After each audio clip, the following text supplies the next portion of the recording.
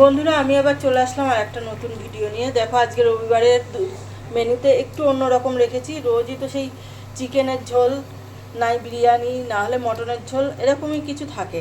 আজকে একটু একদম অন্যরকম, প্লেন সাদা ভাত। আর দেখো, এখানে মুসুরির ডাল করেছি, পেঁয়াজ রসুন ফোড়ন দিয়ে, ধনেপাতা দিয়েছি। আর এখানে করেছি লোটে মাছ। দেখো, আজকে লোটে মাছটা আমি একটু হালকা ময়দা দিয়ে ভেজে করেছি, যেমন করে তেমনভাবেই, আদা রসুন পেঁয়াজ দিয়ে একটু ধনেপাতা দিয়েছি নামানোর আগে, আর একটু গরম মশলা দিয়েছি। শুধু কালারটা দেখো যে কত সুন্দর। আর রেখেছি চিকেন ফ্রাই। চিকেন ফ্রাইটা দেখো, এখানে আমি ভাজতে শুরু করে দিয়েছি। রোজই তো একই খাবার দাবার হয়, তা ভাবলাম যে না, আজকে একটু অন্যরকম হোক, তার জন্যই করা।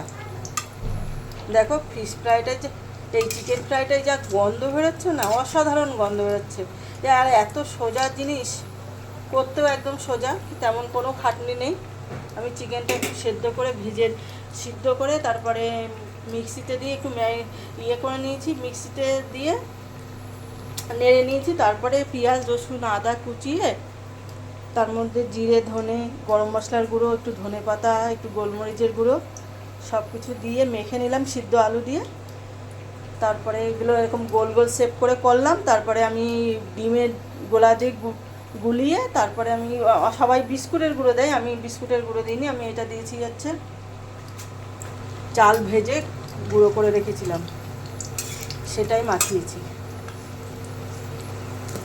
দেখো, আমার ফিশ ফ্রাইয়ের কালারগুলো কত সুন্দর হচ্ছে।